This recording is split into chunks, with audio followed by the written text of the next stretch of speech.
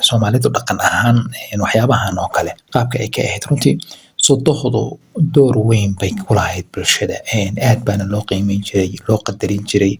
boos weyn bayna kaga jirtay dhismaha qoyska ama dhanka wiilka ka socoto ama dhanka gabadha ka socoto waxaan moodaa dhaqankiisa hore ee Soomaalida iyo dhaqanka maanta inuu aad u kala duwan yahay nooc doontaba ha noqoto bulshada qaybteeda doontaba ha noqote inuu dhaqanku yani wax bayaabo fara badan ay isbedeleen aan soo qaato tix uu lahaa Yuusuf Barre isagoo la dardaarmaya laba dhalinyaro ah markaas qaraabo ahaayeen midna uu adeer u ahaa la sheegaa midna uu ilmo adeer ahaayeen qaab noocaasan jeclahay oo guri iyo daroor la kala yiraahdo marka wuxuu kala talinayaa hablaha mid ku habboon maadaama ay dhalinyaro ayagu yihiin mid ku habboon ee guurka ku habboon iyo isagu maanta haday noqoto inuu guursado mid uu jeclaan lahaa inay yani Google iyo guri la wadaagto marka gabayga oo dheer hadaan ka soo qaato qaybta qosaysa waalidka iyo xididka iyo qaraabada iyo raximka iyo qaybta la xiriirta hadaan soo qaato tuduc yar uu soo qaatay wuxuu leeyahay gambar lagu fadhiistayo midaan gaadha fidinaynin ganuunka iyo xeeriyaha midaan goora laba dhiibin garcadaayadii reer tolkay taan u gogol haynin geedka laga naadinin guur kala aada buu yiri macna qaybta koowaad beedka koowaad markaad eegto wuxuu ku sheegayaa kaaga turjumaya ama ku fasiraya gambar lagu fadhiistayo midaan gaadha fidinayn macna midda aan yani gacalka iyo yani dadka martida iyo yani ilaa markaad qoys tahay oo meel degan tahay dabcan bulshadu way soo baahan tahay hal maalin baa marti kugu soo dhici karta marka qof aan furfurnayn oo aan dadkii hadii la ku rooyn dad la dhaqan lahayn oo hadii la ku qof wanaagsan oo ummadii isku haynaysa aan ahayn oo hadii la ku rooyn qof aan yani u wanaagsanayn qaraabadii iyo heladii iyo dadkii iyo martidii iyo qof aan u roonayn uu ka hadlaya beedka koowaad beedka labaad wuxuu ka hadlayaa qof aan dariska u fiicnayn ganuunka iyo xeeriyaha midaan goora laba dhiibin darisku moogtay xaq xuquuq isku leeyahay waxay tahay in yani macuunta la kala qaad yani heer isdhaxlaan baan gaarsiin lahaa rasuulku leeyahay sallallahu alayhi marka dariskiina uma fiicna waa beedka labaad ku xusaya beedka saddexaad wuxuu ku xusayaa garcadaayadii reer tolkay taan u gogol hayn meeshan waxaan ku hoos jira marka waalidkii baan soo hoosgelinayna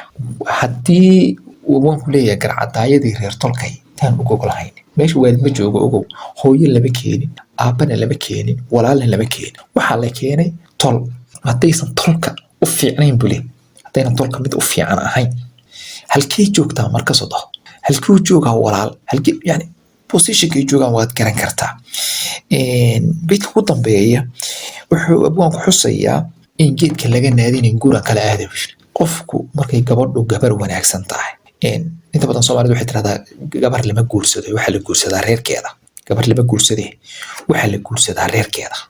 markaad guursanayso ama gabadhu wiil ha guursato ama wiilku gabar ha guursade markuu guur imanayo waxa la guursanayo shakhsiga ma waxa la guursanayo waa cidiisa weeyaan marka gabadhu waxaan uga jeedaa gabadhu markay tahay gabar yani aad u wanaagsan yani dad la dhaqan leh yani wala isu sheegaya heer waxay gaaraysaa tolweynuhu isu sheego inuu qoftaas qof wanaagsan loo qiro wanaageeda taasoo ku xusaya abwaanku marka haddii aan soo duuduubo ama aan soo gebagabeeyo muuqaalkan sodohda cadow haddii laga dhigto cadow bay noqotaa weliba sodohda maahane qayb kastoo bulshada ka mid a walaalka hadduu cadow ka dhigato cadow buu kugu noqon sodohda haddaa cadow ka dhigato cadow bay kugu noqon sodoga haddaa cadow ka dhigato cadow buu kugu noqon ciddad cadow ka dhigata horta cadow bay kugu noqotaa waa qodobka koowaad ciddad gacal iyo sukeeye ka dhigatana gacal iyo sukeeye ku noqotaa ma aha waxaan u gooni yeelaya ama u gaara sodohda tan kale arinta inantani ka dhawaajinayso bal hal mar aan isla dhegeysan waan ixtiraamayaa laakiin sodohdayda gurigeeda joogto maxay guriga ka soo doonaysaa kana ana laygu qabaa diinta iyo dhaqanka mid kama jirto laakiin hooyadu waa ibtilada guriga ridisaba arinta inantani ka dhawaajinayso u fiirso hadalkeedu waxa ku jirta sodohdu waxayba sababaysaa kala tag ama furiin bay sababaysaa marka horeba gabadhu haddayba sas furiin uga baqayso oo ay dhab tahay in yani gabadha markaas ay furiin ka baqayso hooyada ha wanaajiso furiin gabadha ka baqaysaa sodohdeed bay wanaajisataa sodohdeed bay quruxsataa maxaa yeelay sodohdu waa hooyo waxaa dhacda in inta badan lamaanuhu ayaga isqaba wiilka ama gabadha ayaga dhexdooda markay isku dhacaan oo yani xoogaa isxungulufaan oo xoogaa yani labadoodu ay si yara qaniinaan in gabadhu ay wiilka u saarido ay tiraahdo wiilkan hooyadiis fasaa yeeshay sodohdii labadoodiiba dhexdooda isqabsanaya marka gabadhii iyo wiilkiiba isku dhacaya markay isku dhacaan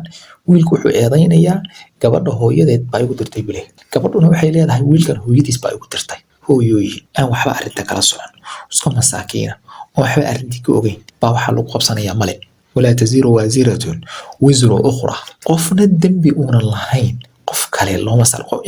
qof dembi leeyahay qof kale u saarta dhibteeday leedahay waa arrin culayskeeda leh weeyaan allah subxaanahu watacaala qur-aankiisa wuxuu ku leeyahay yaa ayuha aladiina aamanuu